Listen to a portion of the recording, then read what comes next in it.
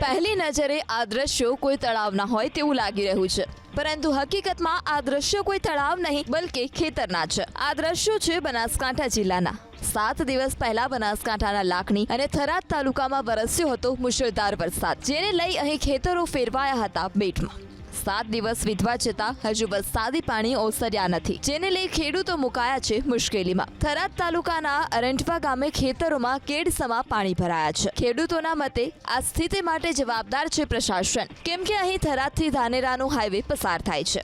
ખેડૂતોના મતે હાઈવે પર નાળાઓને કારણે વરસાદી પાણી સીધા જ ખેતરોમાં ભરાઈ જાય છે। 3 મહિના સુધી વરસાદી પાણી ખેતરોમાં ભરાય છે। મોંઘું બિયારણ અને ખાતર લાવી ખેડૂતોએ બાજરી, જુવાર અને મગફળી સહિતના પાકની વાવણી તો કરી, પરંતુ ખેતરોમાં વરસાદી પાણી ભરાતા તેમનો પાક ખરાબ થઈ ગયો। 3 મહિના સુધી પાણી ભરાતા ખેડૂતોને વાવણી કરવી પણ મુશ્કેલ બની રહી છે। ખેડૂતોની માંગ છે કે સરકાર તાત્કાલિક ધોરણે સર્વે કરાવી વળતર ચૂકવે અથવા તો પાણીના નિકાલની વ્યવસ્થા કરી આપે। અમારા આજુબાજુને મારે 3 એકર જમીન છે, એ પૂરી પાણીની ભરાયેલી, એમાં વાવેતર થયેલું હતું। હાલ ઘાસચારાની સુવિધા નથી। દાનાભાઈ પટેલને ખેતરમાં આજુબાજુના બંધા બધા તૂટી અને 6 થી 7 ફૂટ પાણી ભરાયેલું પડ્યું છે।